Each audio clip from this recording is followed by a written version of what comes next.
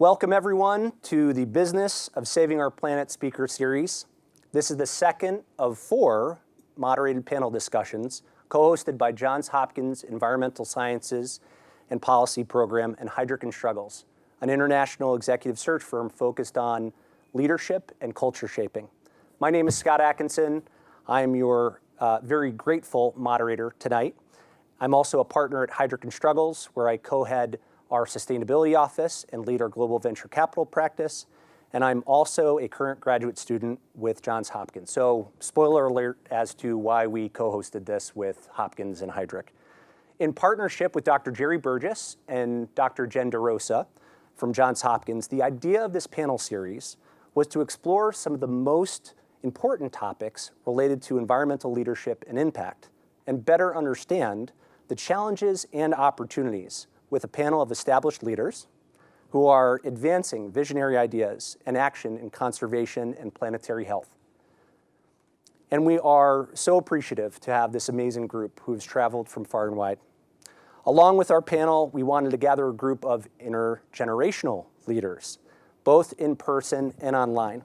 A group composed of energized students, scientists, business executives, community members, activists, and entrepreneurs who are developing new solutions to drive meaningful stewardship of our planet. In the room tonight, we are honored to host a group of leaders from organizations such as WildAid, the Marine Mammal Center, Mission Blue, Island Conservation, Wildlife Conservation Network, California Ocean Alliance, Marine Conservation Institute, Felidae Conservation Fund, and Ocean Kind. We also have leaders from the private sector who are driving important initiatives around sustainability, the circular economy, and nurturing innovation, from the likes of Google, Deloitte, SoftBank, Redpoint Ventures, Schmidt Marine Technology Partners, the Production Board, and Solar Software. And this community of leaders isn't just limited to this room. Our most important group are those of you who are joining us online. The online component of this discussion is with purpose. We wanted this dialogue to be born in the spirit of inclusion and openness, to connect with those of you who want to embrace the environmental challenges of our generation and take on a leading role. And if that resonates, well, you are in the right place. Tonight's panel is called Technology, Innovation, and Intelligence in Conservation. This broadcast will dive into various ways leaders are successfully developing and leveraging technology to advance wildlife restoration, natural resource conservation, and planetary health initiatives. I'm pleased to be partnering with Sebastian Nichols, CEO of Sea Blue and president of the board of the International Ocean Film Festival, and Katie DeHaas, an emerging environmental leader at Heidrick & Struggles. Sebastian will be leading the Q&A portion of our panel with the live audience, and I've asked Katie to introduce our 4 fantastic panelists. Hello, everyone, and thank you all so much for joining us in person and on the live stream tonight. I will be starting off by introducing Andrea Crosta. Andrea is co-founder and executive director of Earth League International, an organization that protects wildlife, oceans, and forests through intelligence and investigative operations, targeting illegal wildlife supply chains, environmental criminal organizations, traffickers, and corrupt government officials. Andrea has over 30 years of experience in conservation projects around the world. In a parallel professional career, he has been working for over 17 years as an international consultant to companies and governmental agencies on high-end security technologies and services, homeland security, anti-piracy, investigations, and risk management. Andrea is among the main protagonists of the Netflix documentary The Ivory Game and of the Nat Geo documentary Sea of Shadows, about the international trafficking of totoaba and the potential extinction of the Paquita porpoise in the Sea of Cortez, Mexico. He holds a master's degree in natural sciences, a master's degree in business and innovation, and a bachelor of science in psychology. So I have to catch up with Andrea. Yes, just a little bit. Next, Dr. Ray Wynn-Grant. A fellow with the National Geographic Society, Ray is a large carnivore ecologist with an expertise in using statistical modeling to investigate how anthropogenic factors can influence the spatial patterns of carnivore behavior and ecology. Her current field system encompasses part of the Great Plains in northeastern Montana, where she is studying potential corridors to facilitate grizzly bear conservation. Ray sits on the Board of Governors for the Society for Conservation Biology and as a special director for the Explorers Club, where she largely aids the organizations in their equity, inclusion, and diversity strategies. She received her BS in Environmental Studies from Emory University, her MS in Environmental Studies from Yale University, and her PhD in Ecology and Evolution from Columbia University. Next, Will Marshall. Will Marshall is the co-founder and CEO of Planet Labs, a venture-backed satellite and Earth imaging company where he leads the overall company strategy and direction. Planet's imagery solutions have fundamentally changed how countries in the EU monitor activities such as illegal fishing and deforestation, and have helped governments support the adoption of improved Earth observation data to drive transparency and results in climate policies and finance. Prior to Planet, Will was a scientist at NASA/USRA. He received his PhD in physics from Oxford and his master's in physics with space and science and technology from the University of Leicester. Will is a postdoctoral fellow at George Washington University and Harvard. Lastly, Aulani Wilhelm. For over 2 decades, Aulani has worked to protect the ocean and the resources it provides. As the Senior Vice President of the Conservation International Center for Oceans, she will build on her past successes, helping to lead the designation of the Papahanaumokuakea Marine National Monument. By the way, that's why Katie's doing the I'm doing bios. this. I didn't want to be able to pronounce that. I did my best. Marine National Monument, and founding the Big Ocean Network to protect the marine resources that people rely on for food, livelihoods, and culture. Aulani brings to Conservation International more than 20 years of experience in natural resource management, primarily ocean conservation. She led the designation of one of the largest areas on Earth and first of its kind to honor indigenous relationships to the sea and the importance of global ocean heritage.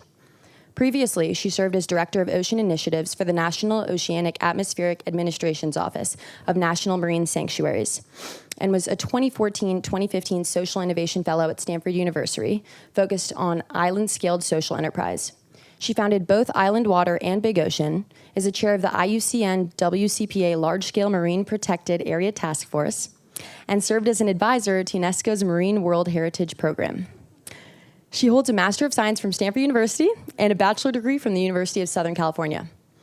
Thank you all so much for taking part in our panel, and I'll hand it over to Scott from here. Thanks, Katie. Yeah. That's great. Not sure where that Enough accomplishment? So now that we know our panel, let's get going here, and let's just start opening it up. So, Will, I'm going to actually start with you on this question. So we'll go through 2 or 3 different questions, but this will be more organic in feel. But the first question, each of you represent a pioneer who is developing new or utilizing existing technology to advance your mission. Can each of you talk about how you think about the interconnection of technology and conservation, and how does it play into your life's work? And Will, you're the most pure technologist, which is why I wanted to start with you first. Yeah, so, at Planet, we left NASA with this mission of imaging the entire Earth every day to have more up-to-date information about our changing planet. On the basic thesis that you can't manage what you can't measure. It's pretty simple hypothesis, and at that time, imagery at the kind of resolutions we're talking about was being taken every few years of the planet. So you wake up at the end of a few years and there's a big hole in the Amazon, which is really nice to know about, but it's even better if you catch it during the deforestation process so that you can actually stop it in the act. It's all about getting data on or inside the decision-making loop of the phenomena that you're trying to take care of, and in this case, we're mainly trying to take care of our spaceship, the Earth, that has 7 billion little astronauts on board, and we're having a big collision course between those 7 billion astronauts and the rest of the wildlife ecosystems. I think, the tragedy can't be understated of where we're at. I mean, we've had the Australian fires recently, but that's just the tip of the iceberg of what's going on. And we've roughly exterminated about half of the life on the Earth in rough terms. I mean, much more than half in terms of numbers of animals, like 82% of the wild mammals, 70% of the fish in rivers and lakes, 75% of the insects, over half of the world's corals, that are alive when I was born are gone, and but less than 50% when thinking about the number of species, and that's more like 30%. But we're whittling them away at a devastating rate of about 15% per decade. So just to lay some facts on the ground, it's a really tragic situation we find ourselves in, and humanity is on a collision course with the rest of the species on the Earth. And the way out of that, a lot of that, actually, interestingly enough, people think about it as focused on climate change. It's not climate change actually that's driving that decimation of wildlife. It's land use change. It's turning forests and prime tropical forests in particular into agricultural lands or other land uses, or it's basically it's habitat destruction, and so we need to take better use of our land. And I mean, there's a few key thrusts to that: more efficient agriculture and sustainable agriculture, which can then feed the populace without having to destroy more forests for it, as well as enable more wildlife on those lands.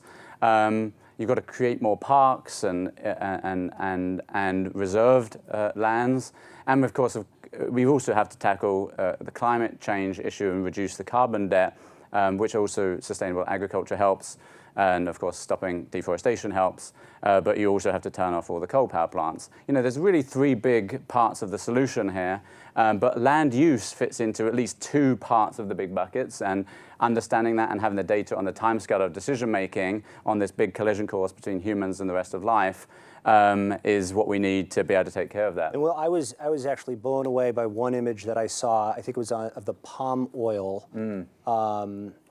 industry in the Pacific. Yeah.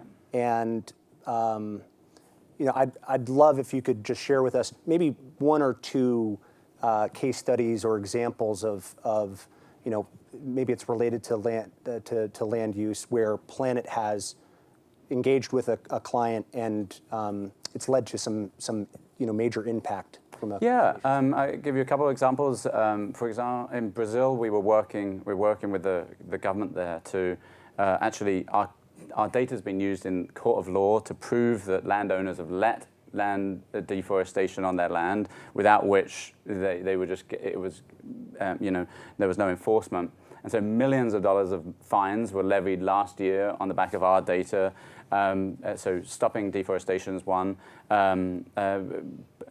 Helping protect preserve lands, so parks. We discovered a gold mine that was being built in a park in Peru, and the only reason people have found out about it is because there was lead poisoning of some people downstream, and they were like, "What the heck? Can you have a look?" We had a look. There's this big illegal gold mine in the middle of the preserve. That anyway, then the Navy subsequently shut down in that country.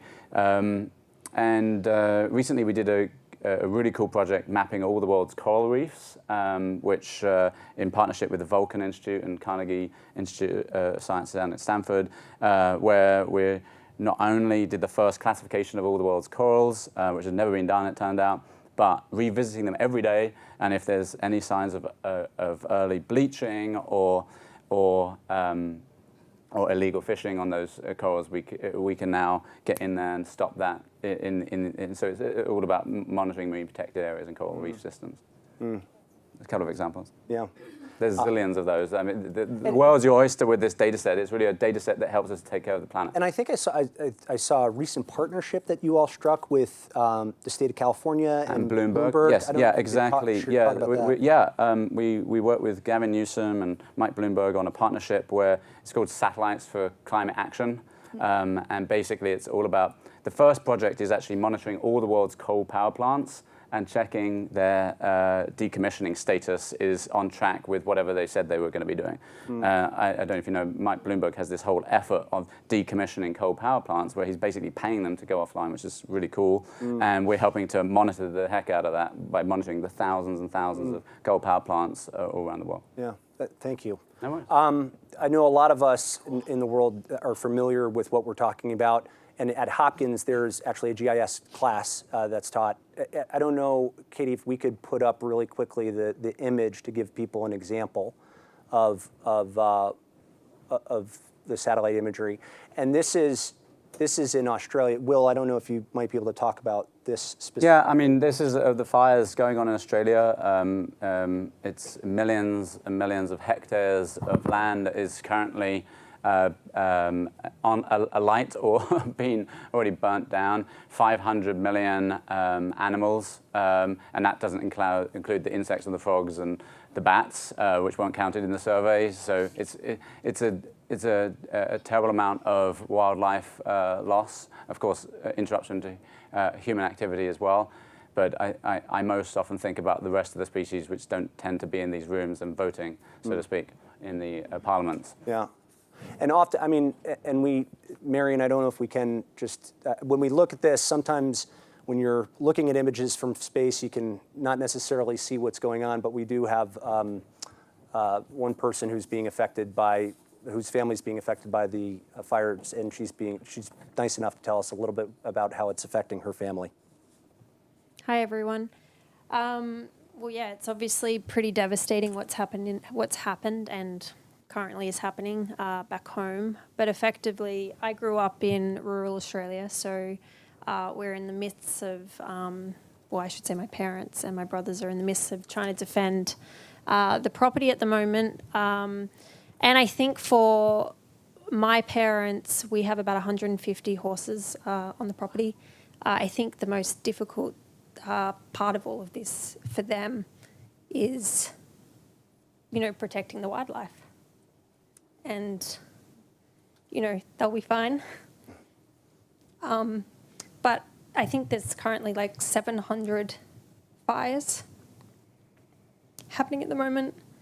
About 2,000 homes have been destroyed. Fortunately, no one within my immediate family, but obviously part of my community. There's a lot of homes that have obviously been destroyed and continue to be damaged. And I think what's scary is that the reality is that we all had warning, in the sense that the drought has been going on for a long period of time. The heat and the temperatures have been constantly rising over the last few years. The situation within California last year, as well as obviously what's happened in the Amazon and other parts, it's just disappointing that I think the world has already been warned, and it's kind of gotten to the point now that, I don't think Australia is going to be the only continent affected, whether it's fires or rising sea levels, etc. And I think the most devastating aspect of this is, us humans can relocate ourselves and maybe have sufficient warning, but, all of the wildlife and plants and all of the habitats are just being totally destroyed. Thank you, Marion. I appreciate that. And our love to our brothers and sisters in Australia. One of the things that I told Will this before, and we're working with him on some projects right now, but I chased Will for for at least 3 years to work with Planet, because I had the opportunity to see the California droughts happen in real time, and then the fires hit. And so it's nothing on the scale that's happening in Australia, but I definitely, my heart goes out to across the sea. Just switching really quickly, and we could talk for hours just about Planet Labs. Ray, maybe we can talk a little bit about you, because I know in the work that you do, and maybe you can explain it to the audience, but you make use of geospatial technologies quite frequently. Yeah, definitely. So first of all, thank you all for having me. It's wonderful to be here. I hope some of my Johns Hopkins students are tuning in, so hi to you guys. Some of my Johns Hopkins students right now are in the Congo Basin on a field course that I organized for them and paved the way for them last year. So wishing them a lot of health and safety and a great experience. But for those of you in the room, I was born and raised in San Francisco. So as like one of the few, I think, native San Franciscans, I see you in the back. It's always wonderful to be back. The city, of course, has changed by leaps and bounds since the mid-'80s, but it's still home. So yeah, I'm very grateful for a lot of the remote sensing work that gets done and a lot of technology that gets done. I'm a large carnivore ecologist. I mainly study African lions and North American black bears and grizzly bears. And what that means in terms of my work is that I do all of the data collection, and then geospatial technology, high-level statistical analysis software comes into play in the data analysis end, which then allows me to publish papers, which then get translated by science communicators and delivered to the public. So what I do, and I'll use grizzly bears as an example, my current study system is in eastern Montana, where I'm studying a recolonizing population of grizzly bears. That means that they were wiped out, were driven to near extinction in eastern Montana about 120, 150 years ago. And conservation efforts have worked so well in places like Yellowstone National Park and Glacier National Park on the western side of the state that grizzly bears are.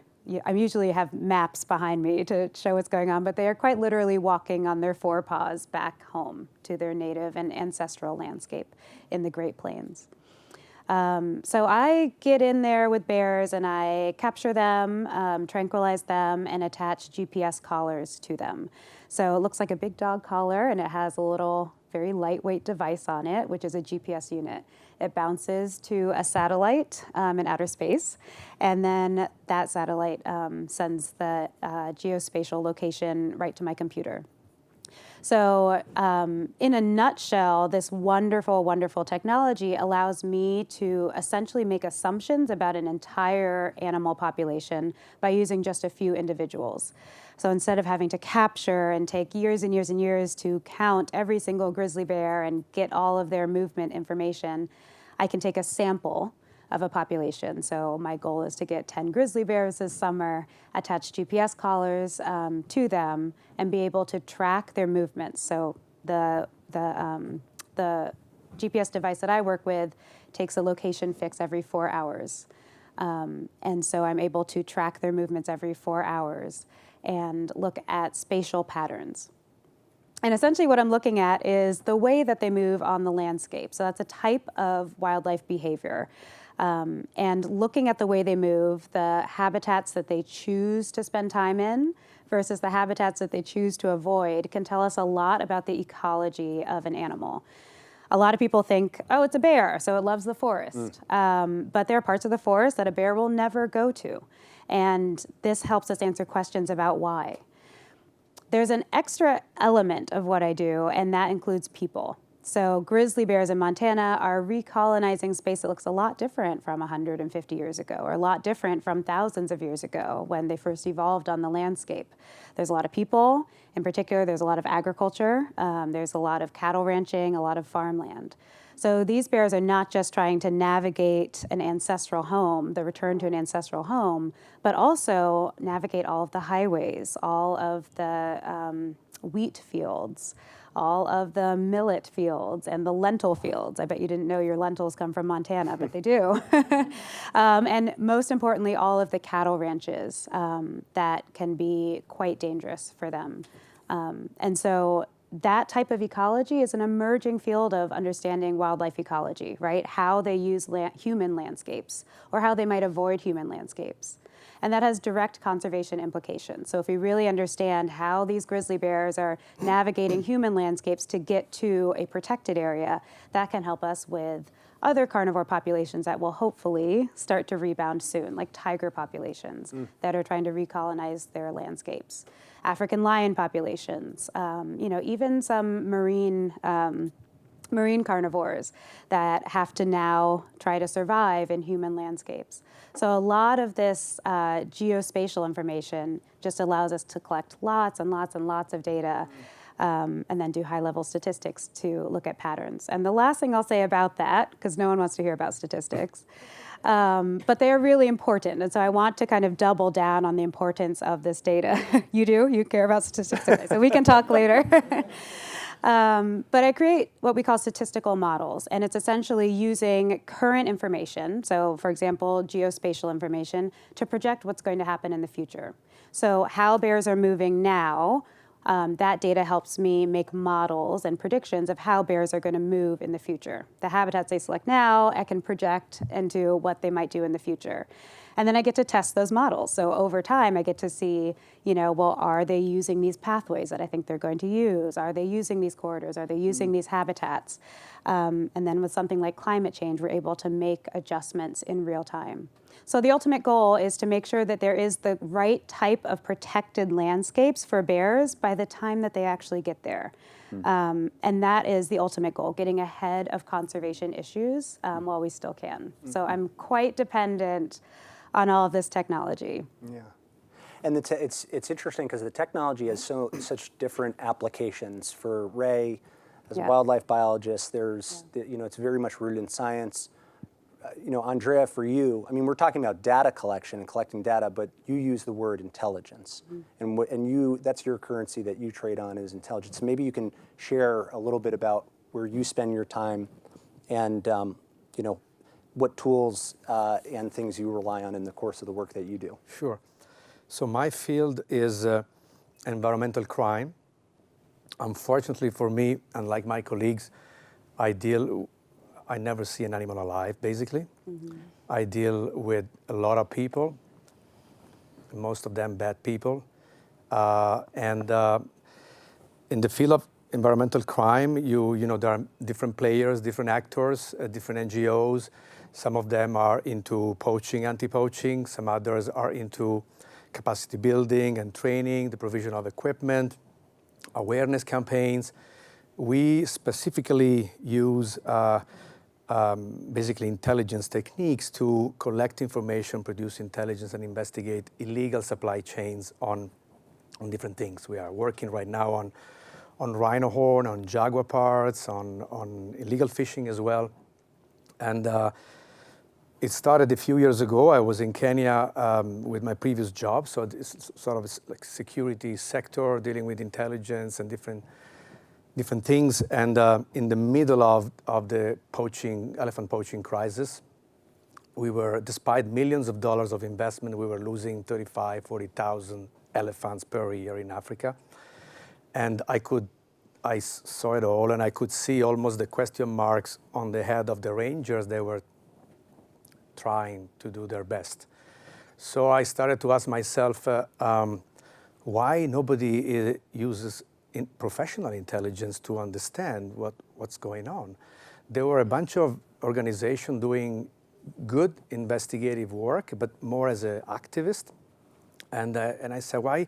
If you look at other global threats like terrorism, like narco-trafficking, like organized crime, intelligence is really the heart of our strategy to fight back. Why it doesn't happen with environmental crime? It's the fourth largest criminal endeavor on the planet. We're talking about $260 billion per year. The worst possible people are involved, very sophisticated trafficking networks, and yet there is no intelligence. So,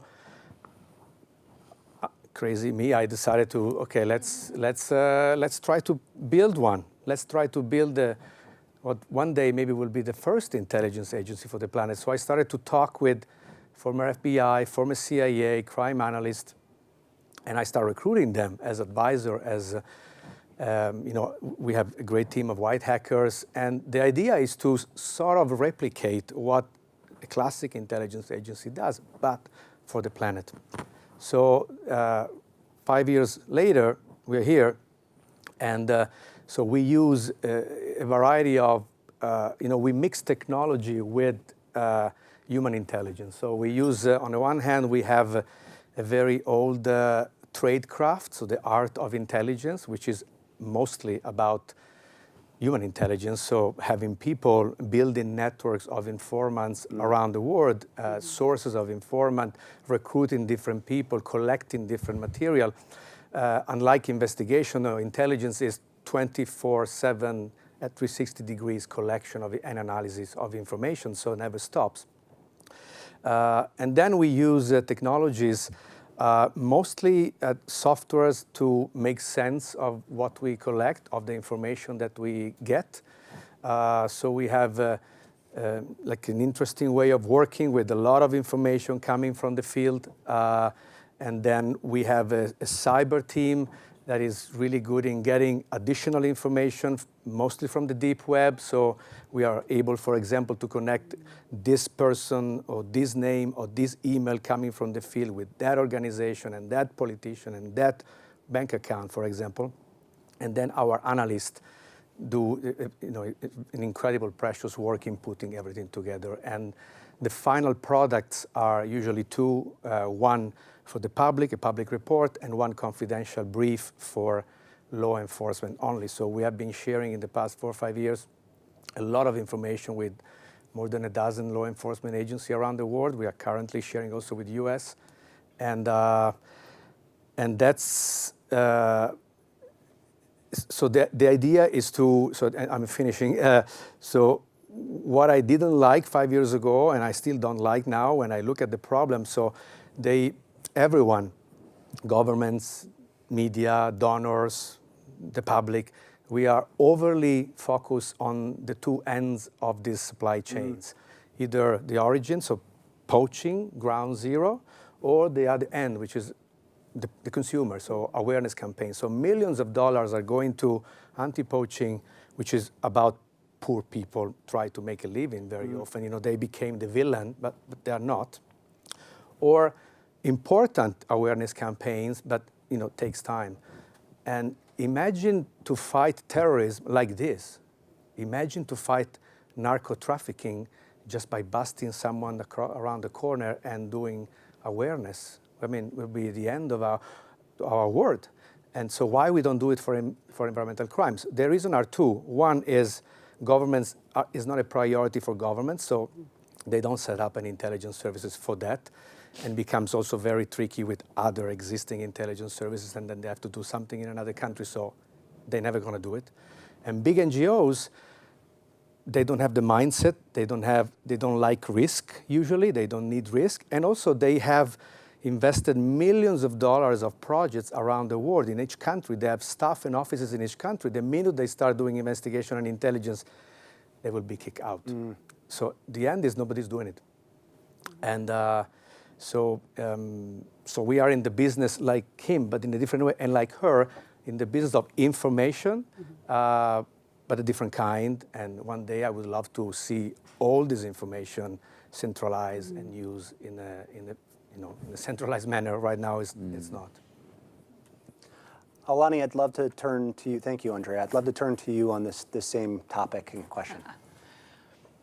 Well, it's funny when well, aloha, everyone. I'm from Hawaii, so if I slip in a few Hawaiian words, forgive me. When my husband found out that I was going to be talking in Silicon Valley about technology, he laughed. I use about 0.5% of the capacity of my iPhone, I'm sure. I did a lot of my early work, on remote atolls, hanging out with seabirds. And if my children could go to school there, we'd probably still be there. And so when I think about it, and I come from a culture where if I think about the 3 words or the 3 themes, technology, innovation, and intelligence, for me, where that goes is, really the deepest part of kind of early human-centered design. In Silicon Valley, we talk about that from a design standpoint. We think about, empathy-driven and utilitarian approaches to innovation.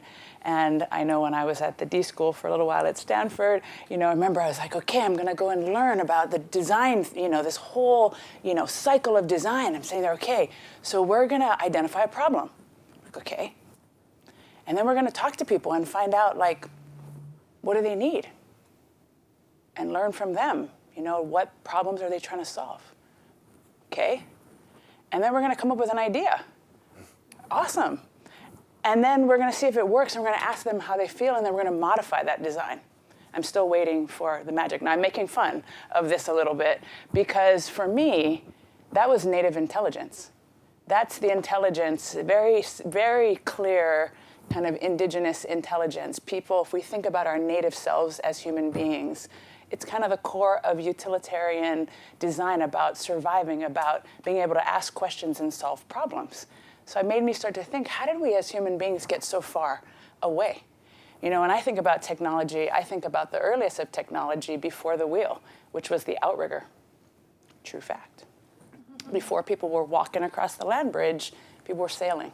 coastal, and then across. And I come from the people who later, after all of this cool technology was developed, made it to the most remote parts of the Pacific. I come from the most remote archipelago on the planet, even though most people think it's off the coast of Baja California because of really bad maps, right next to Alaska.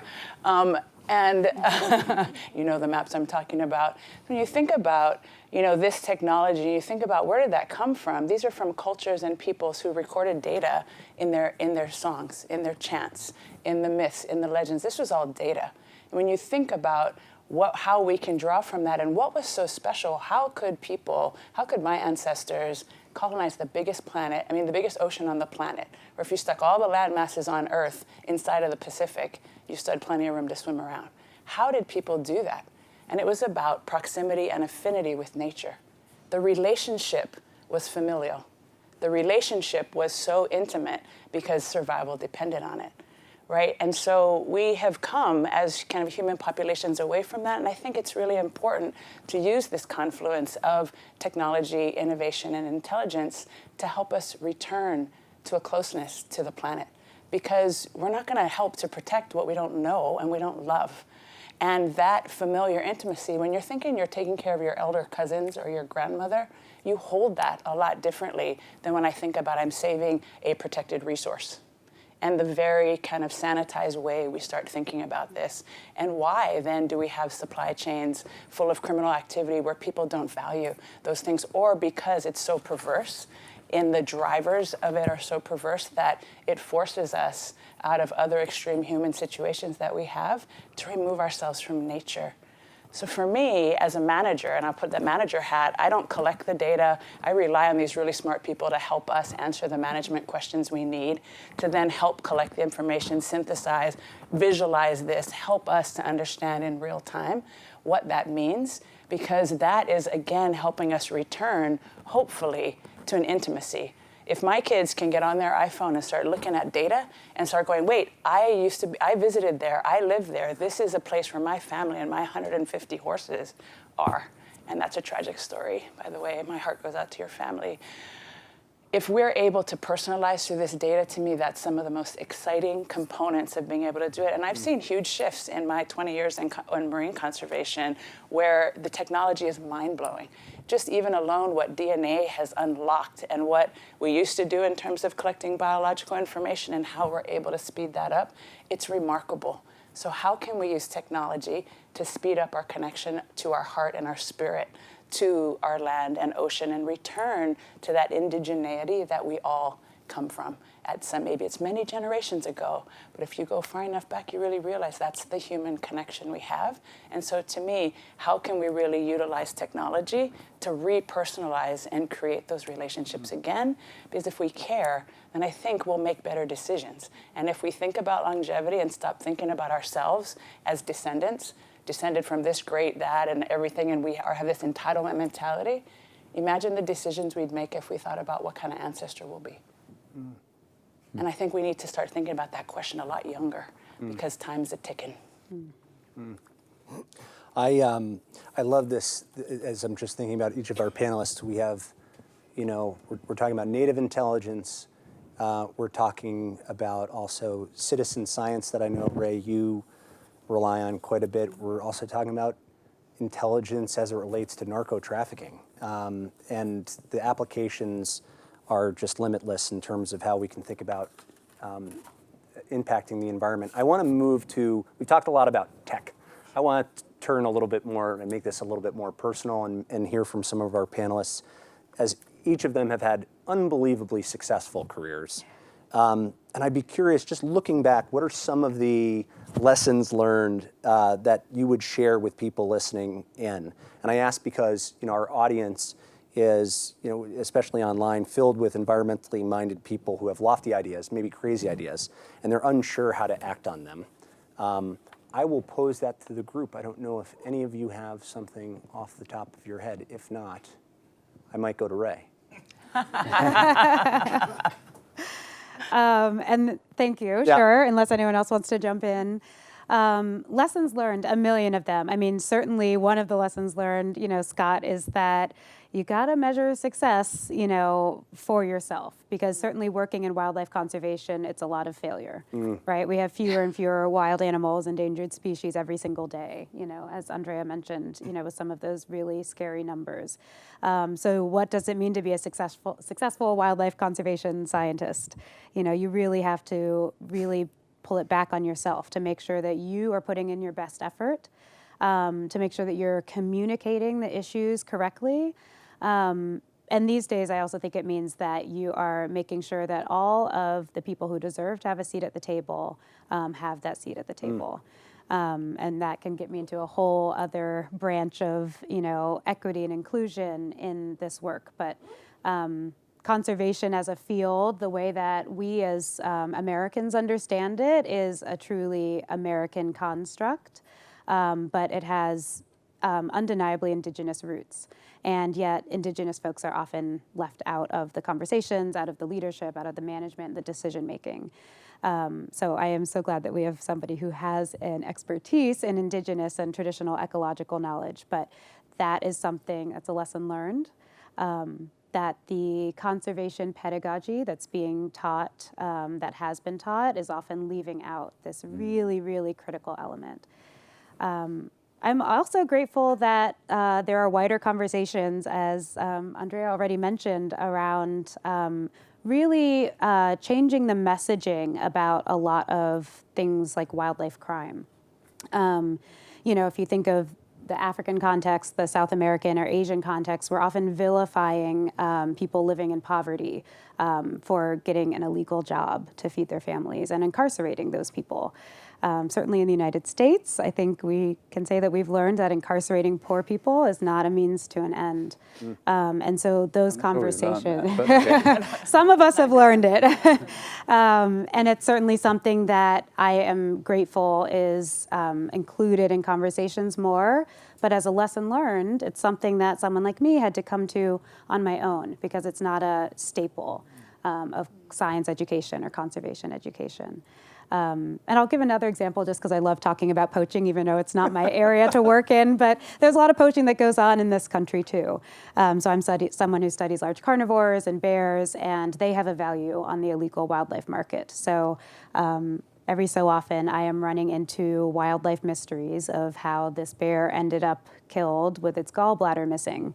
And it is because folks in California and Nevada and Montana that look like a lot of us here are going out there and illegally killing animals and selling their body parts on the black market.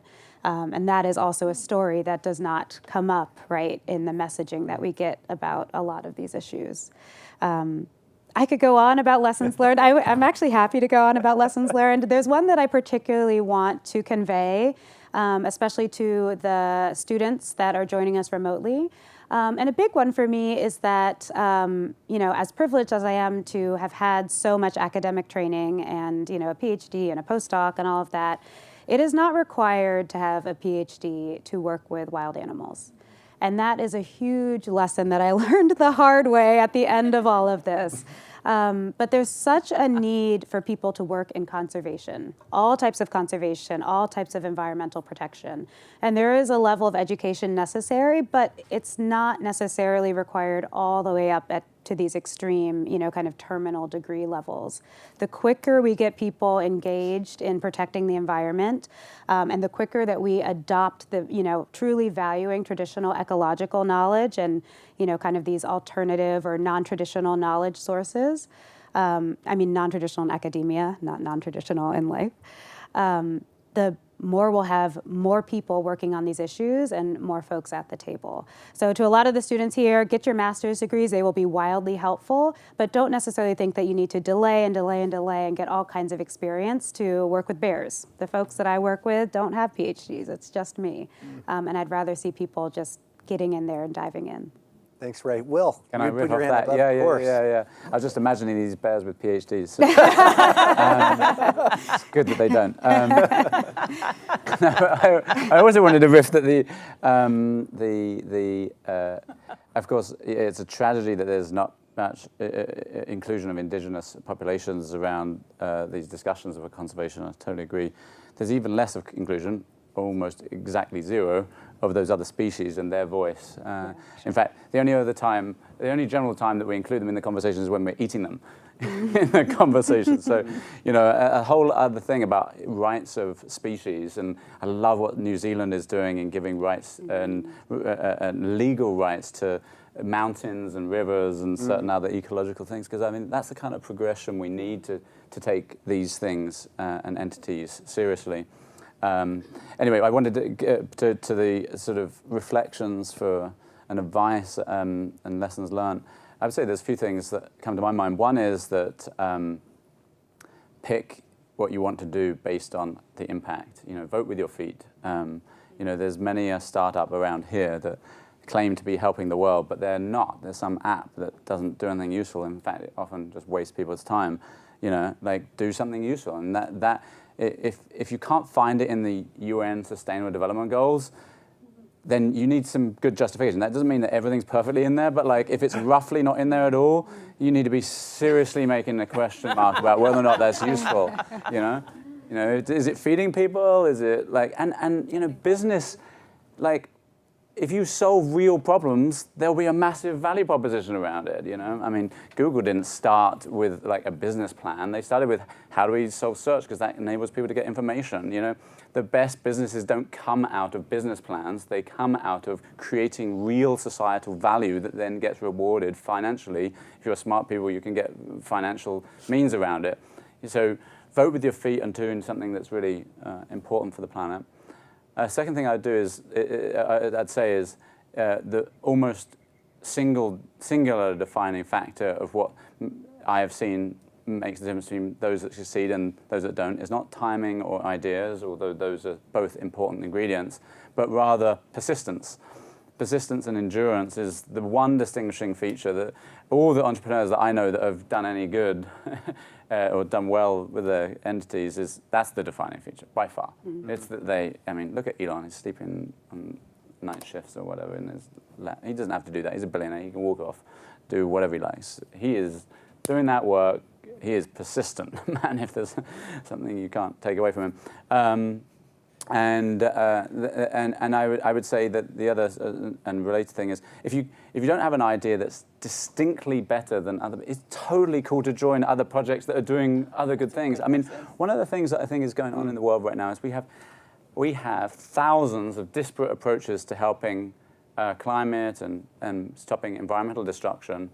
And that's a challenge because those approaches, those organic and haphazard approaches, which are often various degrees of success or overlap, aren't coordinated. And I think this is the time when humanity needs to focus down and pare down to a few key projects that are actually going to solve most of the problem, not try and do thousands and thousands that aren't really empirically getting us anywhere. And as I said, there's really only a couple. We need to sustain the forests and plant some more trees and preserve lands. There's sort of parks and trees.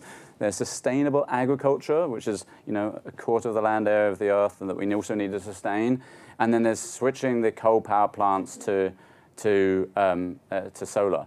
Those are the ones that if we have those marine and land parks, we have the sustainable ag, and we have the switching from coal to solar. We've got 80% of the way there, and so we need to focus down and perhaps it's enough time for new technology and ideas. It's more time for joining and focusing on some of those projects to pare down. Sustainable ag, as an example, doesn't need much new technology. I mean, we actually help quite a bit with agriculture because we can tell crop type and yield in each of our pixels around the planet. But generally, we don't need new technology for that. We just need to change certain practices and not have tilling anymore and a few other things, and we'll do a much better job of storing carbon and feeding the planet in a healthy way. So, anyway, paring down and focusing rather than doing this is, I think, what humanity needs a little bit right now. Yeah. It's my just perception.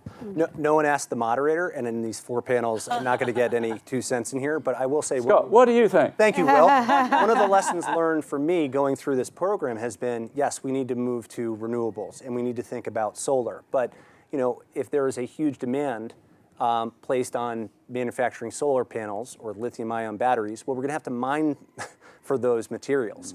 And where are we thinking about mining right now? Bristol Bay in Alaska, which is a huge, I mean, it's an environment where we depend on salmon stocks to feed the world. So that's been a quick lesson for me is it's not just do this, it's bringing the environmental and ecological mindset to each one of these problems that we're trying to solve. I think we can do it through capital markets, but we need to be a little bit more nuanced in all of these complexities.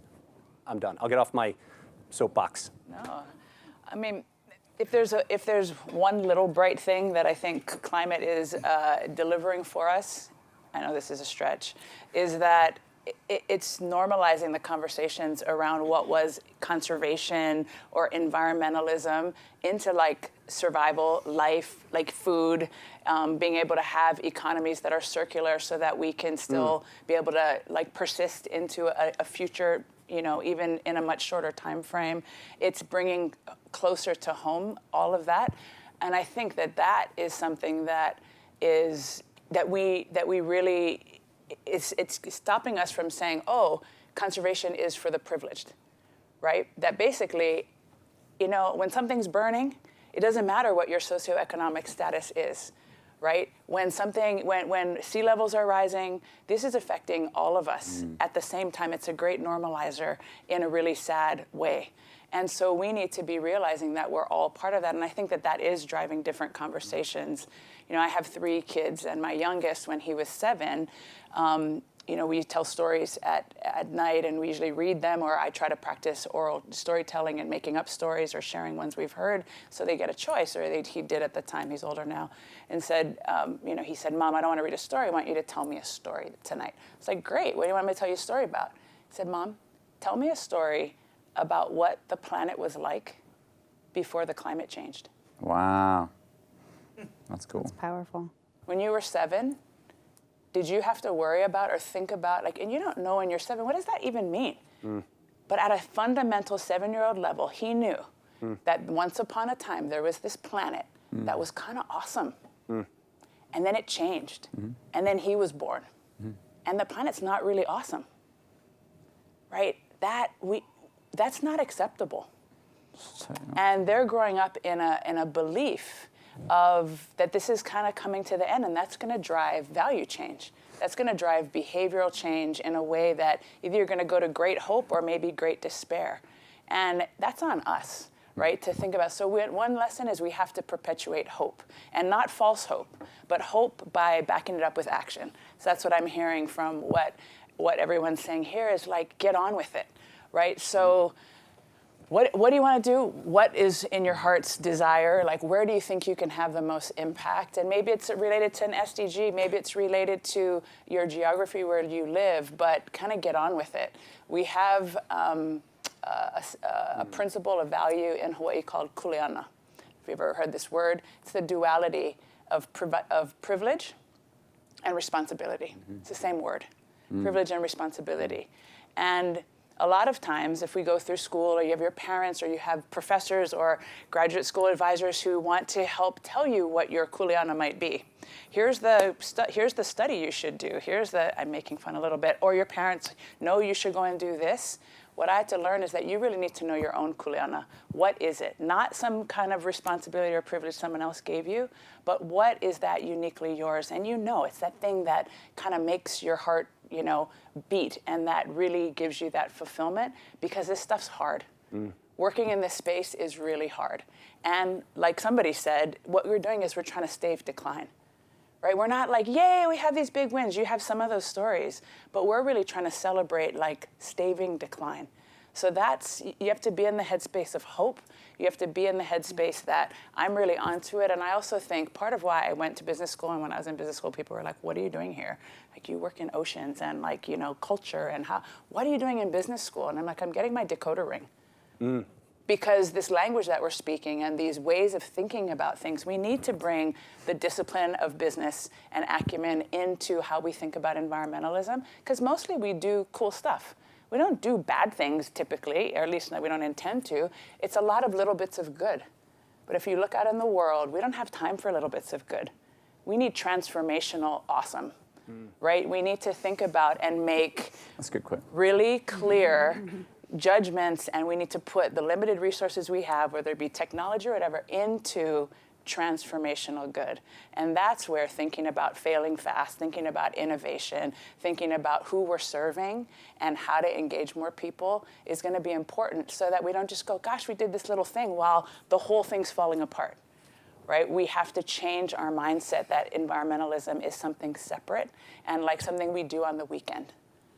Right? It's no more, because if you're hungry, if you're fighting a fire, if you're, you don't have a house, you don't have health, you can't be a conservationist. So we have to stop separating those things. And Aulani, I mean, we were talking about looking at jobs that might be aligned with the UN Sustainable Development Goals, but it could be, environmental leadership could be being a champion of recycling and composting in your household. If it doesn't exist in your community, being a champion with the municipality to get that pushed forward. It could be pursuing a profession that's aligned with that. And I am a headhunter, and I always get what is a headhunter doing in this space? There are opportunities, no matter what you're doing, to align your values with something professionally and personally. So I just want to touch on that. Andrea, really quickly, want to give you the opportunity, and then we're going to go to Q&A. So she said that you don't need a PhD to start working with bears, and I add that you actually don't need a degree in biology and science to work in conservation, and actually we really need different backgrounds. Not extreme as my story, maybe, but I started with a master degree in biology and zoology, but then I went into business with another master degree. In '98, I established one of the very first, actually the second e-commerce companies in Italy. It was the prehistory of e-commerce in '98 in Europe. Wow. And then from there, I went to other kind of technologies, and then I got into security, intelligence, and then I went back to conservation. And now a lot of things that I did and learned, now they're all very, very useful.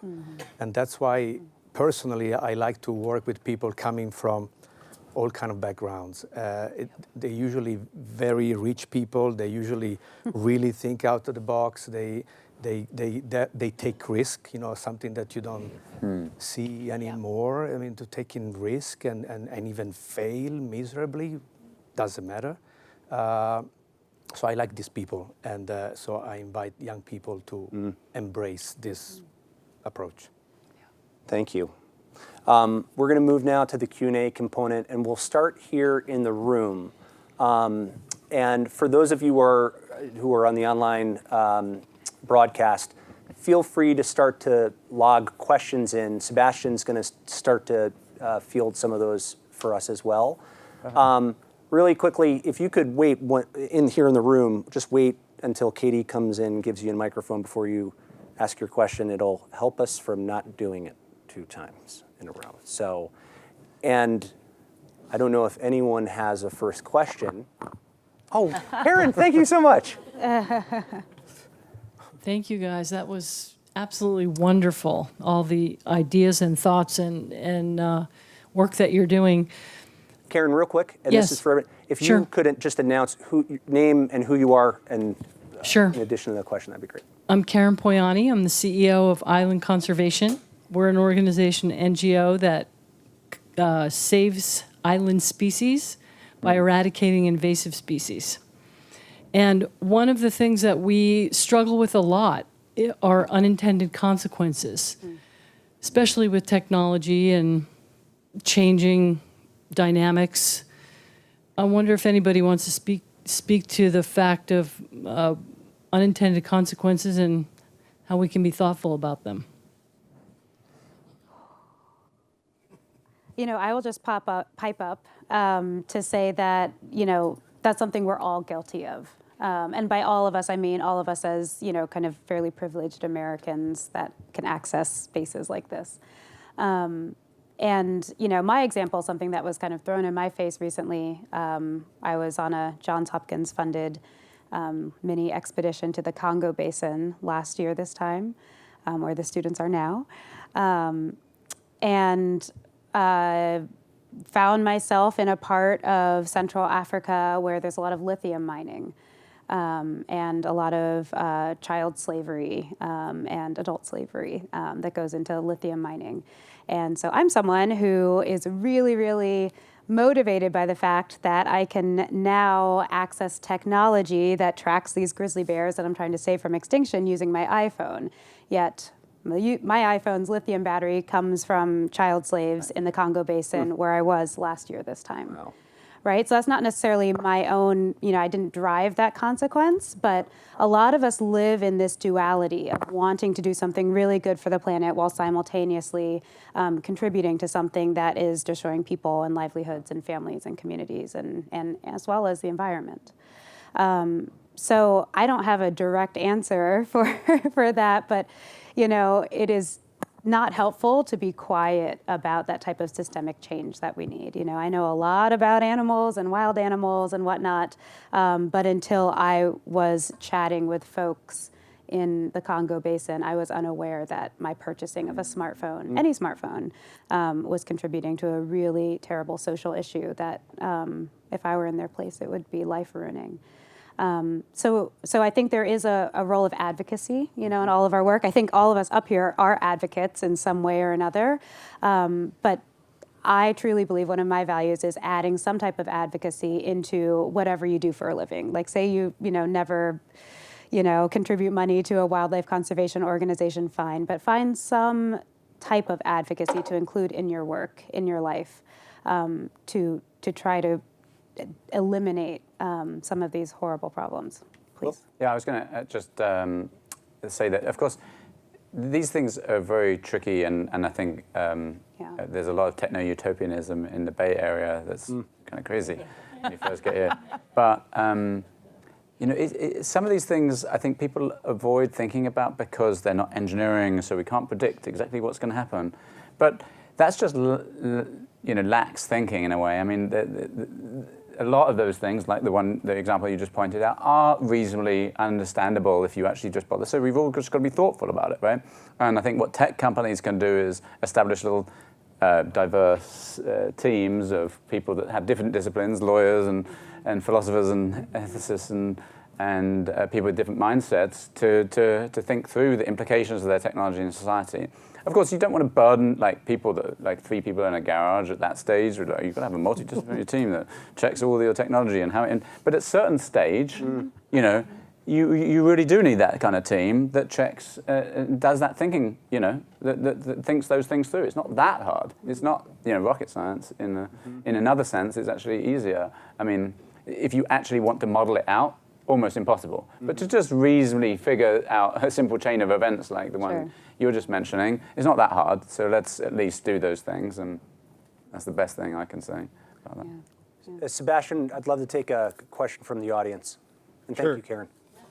We have one question from Jimmy Cha, an alum of the Johns Hopkins Environmental Program. He asked, what are some examples of emerging technologies that might play crucial roles in conservation and environmentalist efforts in the near future?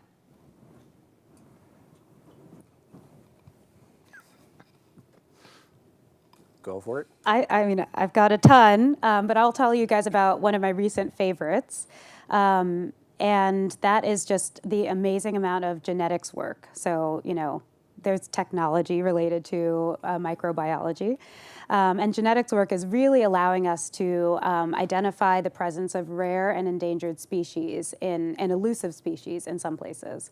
So I found myself in a rainforest in Madagascar recently, where we were looking for some of Madagascar's most critically endangered species and not finding any. And it's really, really important to be able to declare this rainforest has none of these species, right? But one of the people who was invited, one of the biologists who was invited, actually studies leeches and what can be found within leeches, right? So Again, there is technology here, but it's also just some really cool biology that I love to talk about. So there are all kinds of leeches in the rainforest of Madagascar. My favorite are tree leeches that are actually not in water bodies, but because it rains so much, they hang out in the leaves of trees, and then when it rains, they fall onto your head and down your shirt and in your backpack and all of that. But they also fall onto different animal species and suck their blood. And so just grabbing some of those leeches, unfortunately sacrificing them, and then taking some of the blood out of their stomachs, and then doing some DNA barcoding work to identify which animal species blood is in that leech belly, allows us to find sometimes the presence of species that we were not able to identify with our eyes. And that can help us say, this rainforest still deserves to be saved because this critically endangered species is here somewhere, even if we can't see it with our eyes. And that is incredibly important. Coupled with other things, coupled with audio soundscapes, right? That's another way to have audio recordings in order to identify, well, how many? Can we hear a male and a female of this frog species? That means there's a mating pair. That means there's a future of this species. You know, couple that with traditional indigenous knowledge. And then on top of that, just kind of that basic Western biology that I was taught in school actually gives us a lot of hope for how we can design conservation that's relevant for the future. Can I riff off of that? So I was gonna talk about eDNA in the ocean, because you can go and now, you know, grab seawater, shake it up, find out what's in there, little pieces of remaining things, and do very similar to absence, presence, at least, maybe even some. It's new stuff, and it relates to the question before of unintended consequences. Because on one hand, that's super exciting, especially when 70%, 72% of the planet, we know very little.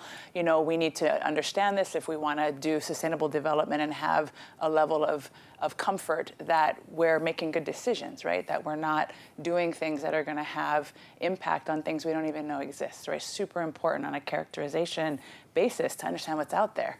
And yet, if you talk about ethics and thinking about, well, what does that do and in whose hands?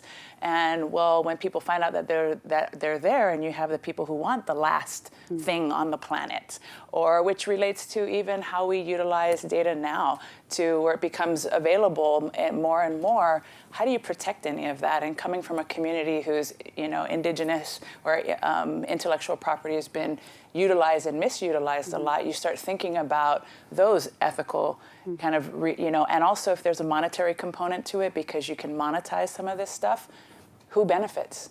How do you talk about benefit sharing and all of that? So all of that gets, you just want to do this cool thing, find out what was in the ocean, help save it, right? And then you're like, wow, there's all this stuff that we really have to think about. But that's when we get into, we need everybody in this. We need the data, the legal people. We need the people who are thinking about philosophy and ethics. We need the biologists, and bringing us together to figure out, this is a collective thing that we have to decide.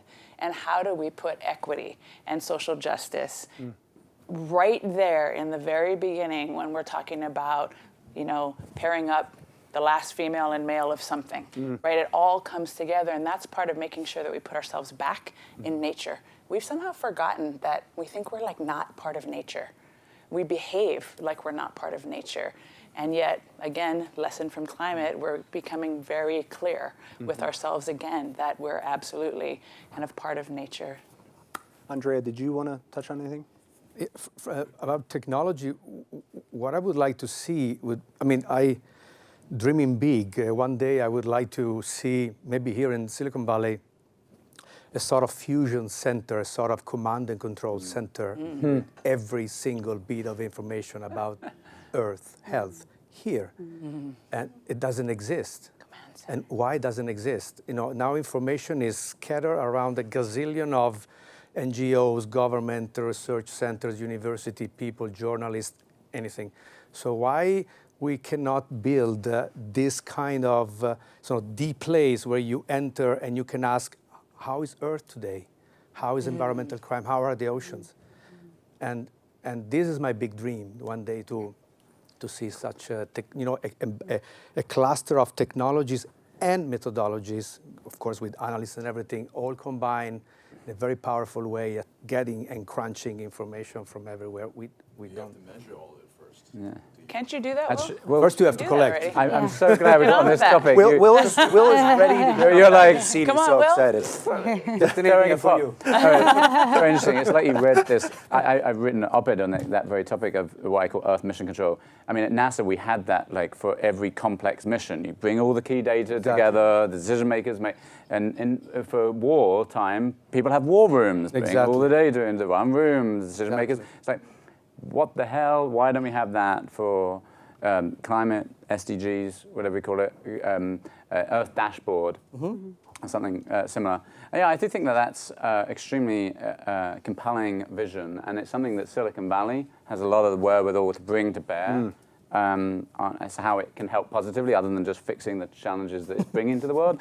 It could also, this is a more positive vision, and I think we need to get to those sort of hopeful things. And an Earth dashboard displaying how we're doing against all these things, how we can compare different countries against each SDG and so on.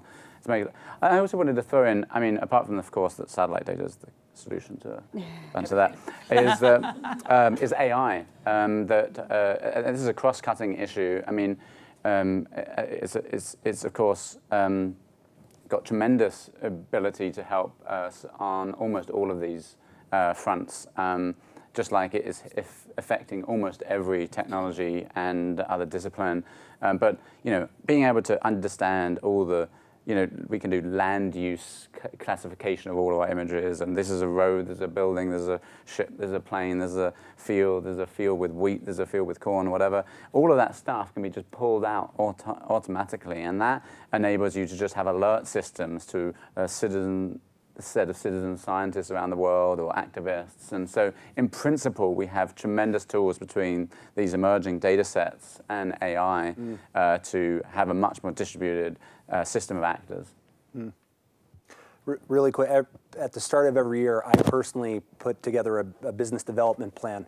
And part of that is identifying technology companies that have the ability to scale and also have true missions around environmental impact. And you know, there's a reason why we're having this panel, you know, because I think there's huge opportunity. I mean, you just see it in every image that Planet Labs captures. And you know, what gives me excitement is to see, you know, the rocket ship that Impossible Foods is on, the success that Planet is having. You know, Indigo Agriculture is a company that I think is doing amazing things as well. But there are great companies out there. There are great investment opportunities as well, potentially for SoftBank. I see some SoftBank people here, and Redpoint. Sorry, but all kidding aside, I do think that as more people start to lean forward and prioritize planet and people, there will be a natural spring of innovation. It involves all of us. Right? I mean, all the leading 100%. Economists are like, you can't keep on zero valuing all those resources that are being pulled into the economy. We've got to change that. And all these governments are going to push down regulations onto all these industries to have, you know, souped up versions of ESG goals. How can they meet those ESG goals if they don't have measurement systems? Exactly. It all pulls into the same, it's going to be pulled into the, you know, it's part of a changing economy.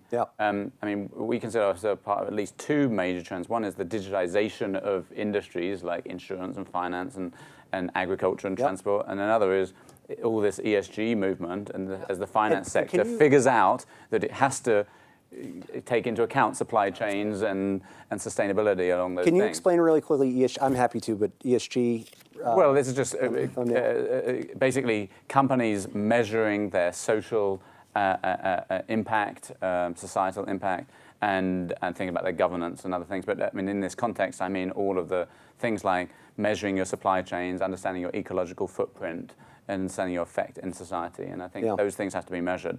I mean, and banks and regulatory authorities are starting to bring this stuff up. I mean, it's not, they're not messing around. They're like, you're going to have to start doing all these things. Well, the first thing companies are going to have to do is measure it. Yeah.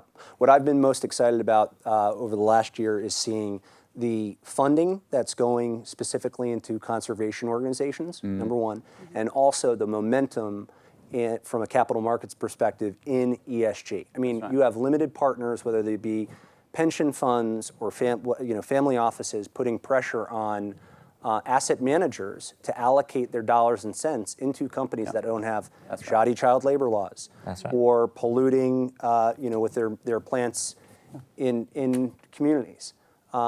It's really great to see. Sebastian? Yeah, we have another question from the online audience. This one comes from Hanan Masboob from Warren, Michigan. He's an environmental and GIS student at Johns Hopkins. He asked if technology can help implement conservation or preservation efforts in countries that have capacity challenges. He's interested particularly in Iraq and in places where there's conflict or other issues going on. How can technology help play a role to achieve conservation outcomes? Mm-hmm. Well, one thing I would... I'm glad I'm a moderator for that one. I was going to say, one thing that, of course, immediately comes to mind is a lot of these conflicts are related to environmental challenges. Yeah. I mean, the Syria conflict started when there's a drought, and that led to failures of crops, and then you have a lot of young, restless males that don't know what to do, and this causes a lot of challenges for society. So they're not unrelated. In our user conference last month, we had this very senior ecologist right before a very senior government intelligence official, and people are like, "Why on earth have you got these two people on the stage?" And it's actually because they both got the same problem. If you have these ecological impacts, you have security issues, and vice versa. They're totally interrelated. So yeah, really quickly, just because of time, we're going to go rapid fire with one question, one response. And I see someone in actually, Brandon, we'll go after the person behind you. Yeah. Hi, thank you guys. This was really inspiring. My name's Tommy. I work for the Wildlife Conservation Network here in San Francisco. And my question is a bit about, I think it's incredible everything you guys are doing, but we don't want to just sit back and watch the world burn with this incredible technology. And sometimes I fear that Planet Labs is an incredible organization, but the true impact is on the ground with a person that's deciding whether or not to deforest to have livestock. And I wonder, how do we get this technology and this decision-making into the hands of people on the ground in a better way? Because those are the true people that are making these decisions, and we can't just sit back and hope that they're going to make the right decisions, but it takes major infrastructure change to help them ultimately. Yeah.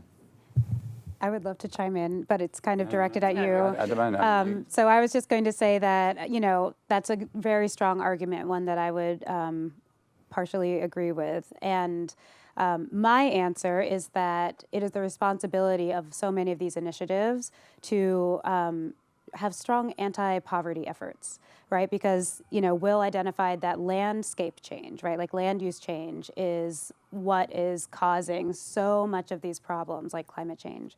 And landscape change and land use change comes because there's some type of economic incentive to change the land from one state to another, especially in parts of the developing world.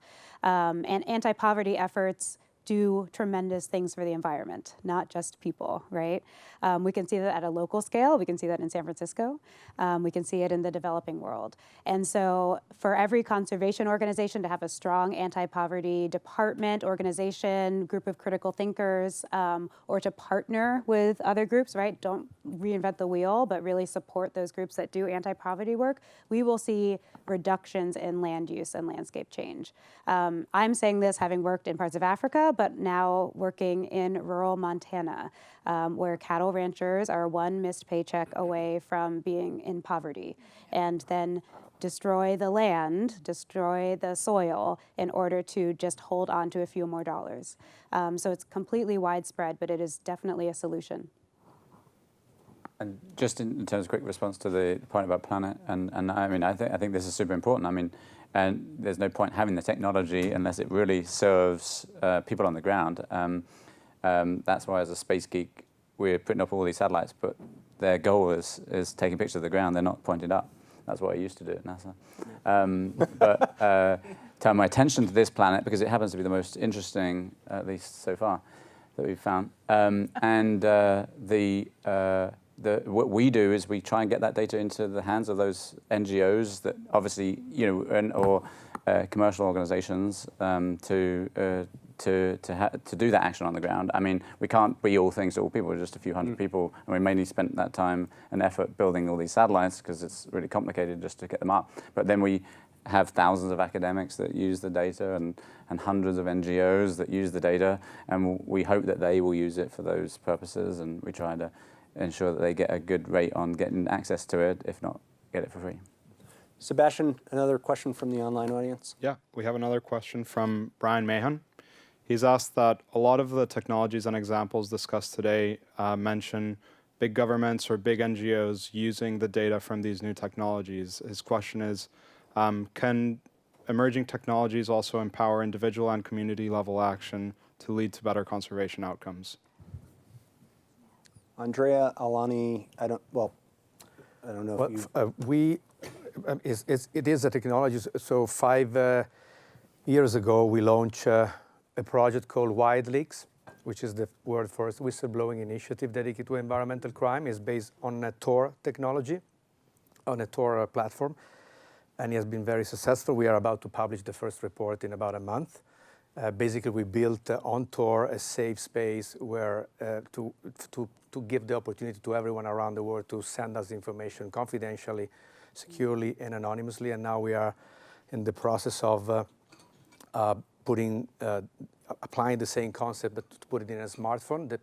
We haven't done it yet because it's fairly easy to protect yourself behind the computer and be anonymous. It's not that easy using a smartphone, especially in certain countries.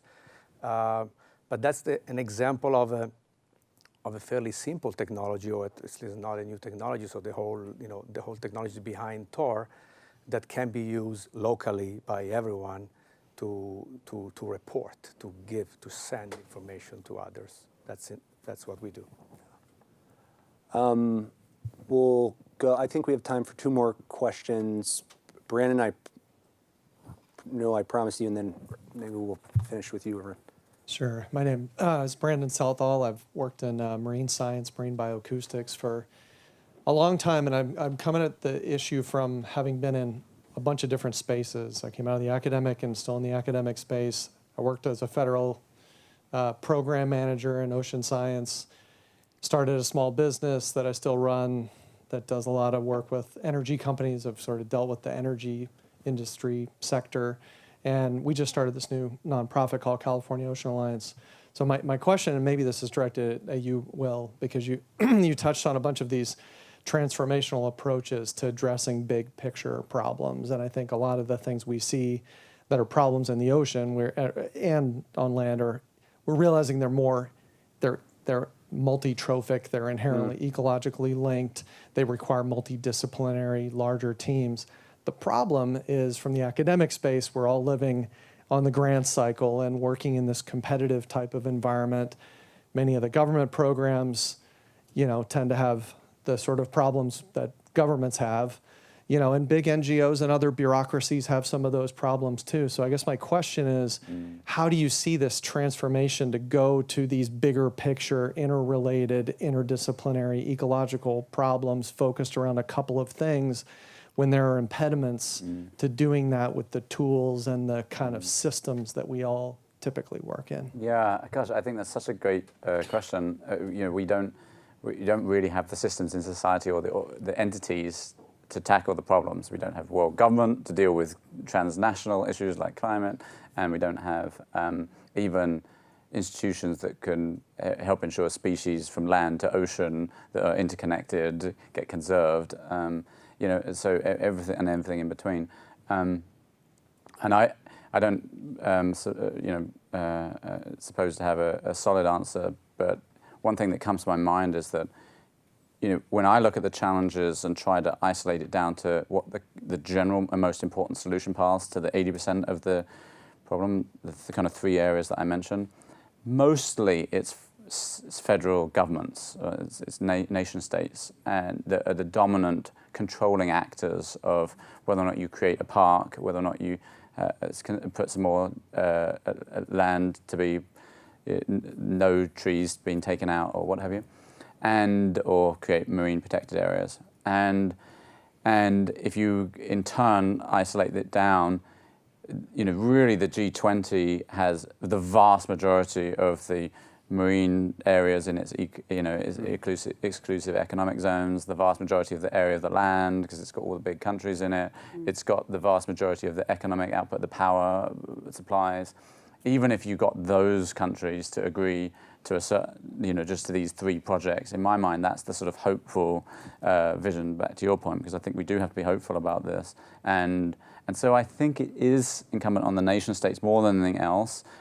They control the farming practices because they control the regulations that back the insurance farmers that then, so it's things like the Farm Bill has to change in the US and equivalent things.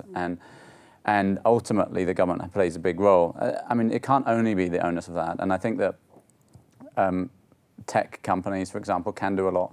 Private philanthropists can do a lot. Like planting trees is a good one for philanthropists, as far as I'm concerned, or buying up land that's in particular corridors for protection of biodiversity.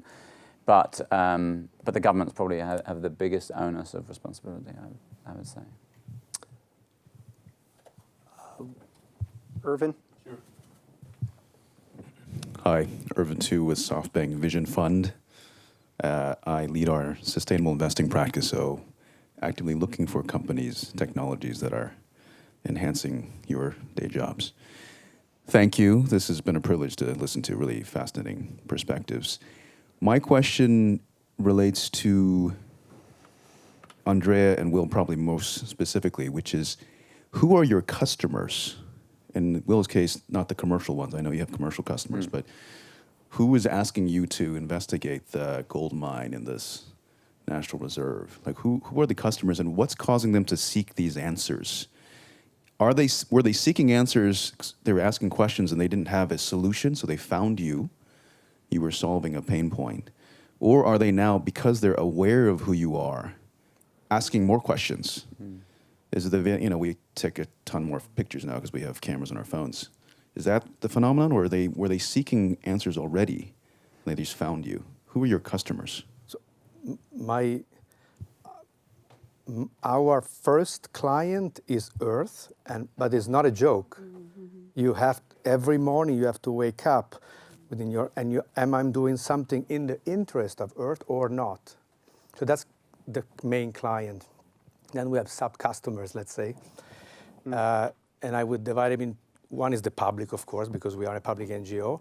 In our case, our main customers are government entities, so law enforcement agencies that receive information from us free of charge, no strings attached, backed up by analysts and all. It's not just one delivery. I can give you two examples, very quick. One very practical. 2 years ago in Thailand, they arrested 2 of the most important wildlife traffickers in Asia because of us. So we worked for 6 months, 8 months, and then in the meantime, we developed a relation with the Thai authorities, and then they did that. In other case, so it's very targeted. In other case, for example, right now we're working on illegal fishing in Baja California. It's too long here, but there's a whole issue going around with the illegal fish of a fish called totoaba. The swim bladder is wanted on the Chinese market. So in that case, we are producing tons of intelligence when we can, actionable intelligence that they can use immediately. And there is a continuous knowledge transfer from us to them. And they learn every time they meet. So in our case, our donor has to understand very well this process. Otherwise, he thinks that we are wasting our time. But actually, every time we give information to any government entity, if they are receptive, there is a great opportunity for them to grow and one day to do things by themselves. So these are our customers. Just very briefly, we believe that most of our for-profit side, firstly, is doing impact too. I mean, if we make agriculture is our largest sector, if we help make that more efficient, then we don't have to take down more forests to feed the planet. Great. In the more specific sense, sometimes law enforcement agencies, also like the Brazil government, that's the federal police that we're working with there on stopping illegal deforestation, as an example. And the Peruvian mine, it was the Peruvian government gold mine, although it was press that initially found it, it asked for it.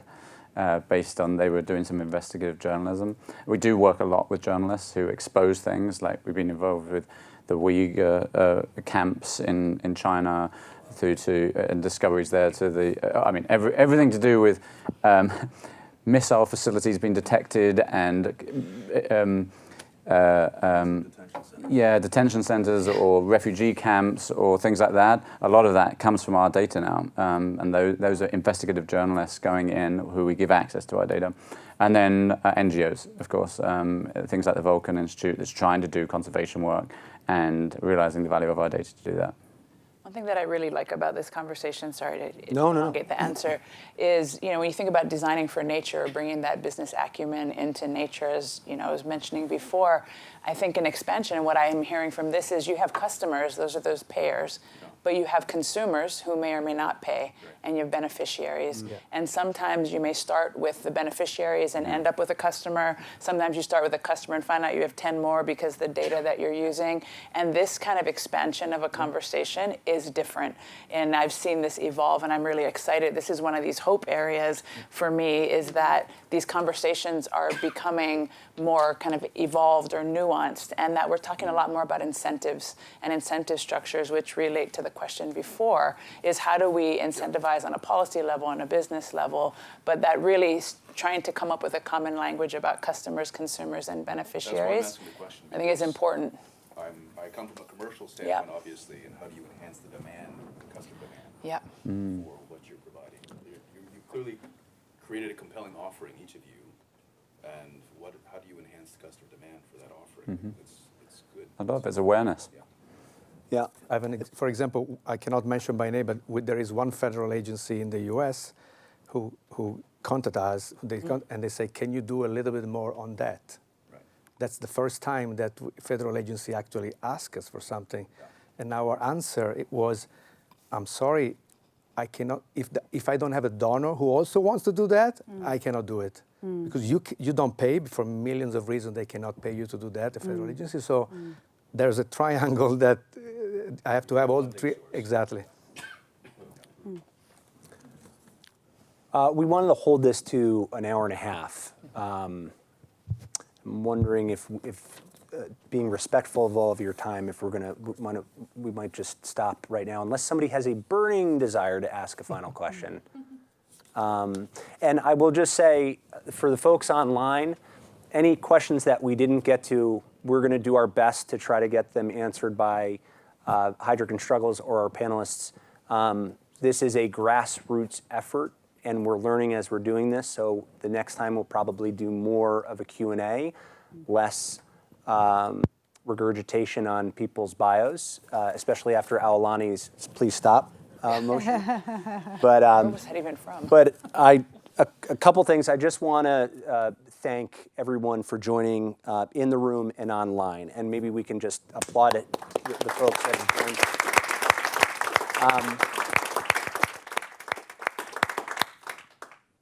I also want to thank a couple people at Johns Hopkins, Dr. Jen DeRosa, who's been an internal champion and partner and advisor for us as we've gone through. As we've gone through the process of launching this speaker series. Dr. Jerry Burgess, whose passion around the issues we're exploring motivates his students, me being one of them.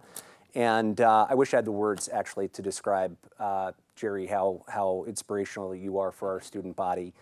He's been an advocate for us getting this panel off the ground, and he's point blank one of the best professors I've ever had. Dr. Diana Watts has been an incredible mentor to us and giving of her time. Tasha Overpeck and the marketing team at Johns Hopkins, they've worked late into the evenings. The promotional images that you've seen all came from Tasha and her team. And also Dean Donahue, of course, we could not do this without your support, and we thank you so much. At Heidrick, and maybe we can invite these people to come up with us, Katie DeHaas and Kristen Munoz. This would not be possible without the two of you. Also, Brad Warga. Is Brad still here, or did he take off? Brad Warga, Todd Taylor, Jenny Hibbert, John Tom, Josh Ainsfield, and the Hydric marketing team, Mary Martle, and Jake Allen. Where are you? Jake, you can, Mary, come on up if we're calling your name. I also want to thank Ryan Rollins and his incredible production team at ICV Digital Media. If you're looking for help with a webcast, Ryan's in the back with his hand up. Also wanted to thank Sebastian Nichols for leading our Q&A.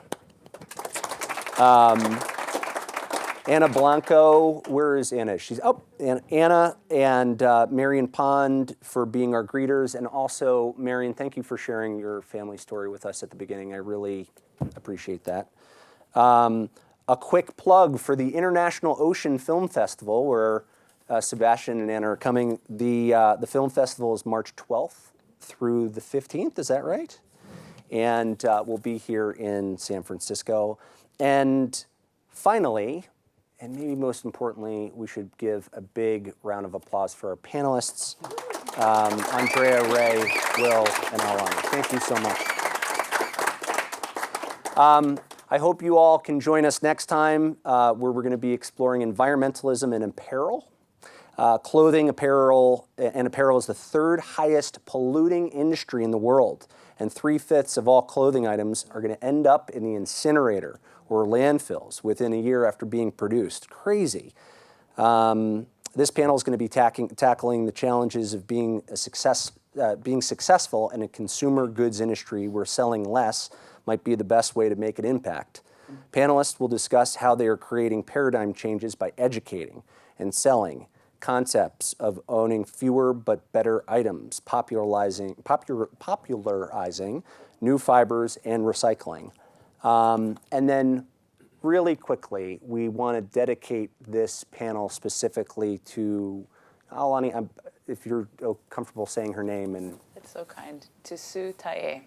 She is a colleague and a longtime marine ocean conservation advocate, particularly for Pacific peoples and for the Pacific. She had a long fight with cancer and she passed away 3 days ago. So thanks, Scott, for thinking to dedicate this to Sue Tae and the many seeds she planted, and we're all dedicated to keeping it going. Conserving and regenerating our environment is going to necessitate intergenerational leadership, and again, that's the currency that we trade on at Hydric and Struggles, and it needs to happen now, and it needs to happen with this generation, and so I'm excited. I am hopeful, and I am very thankful again for everybody online and everybody in this room and our panelists for joining, and we'll see you again soon. Thank you.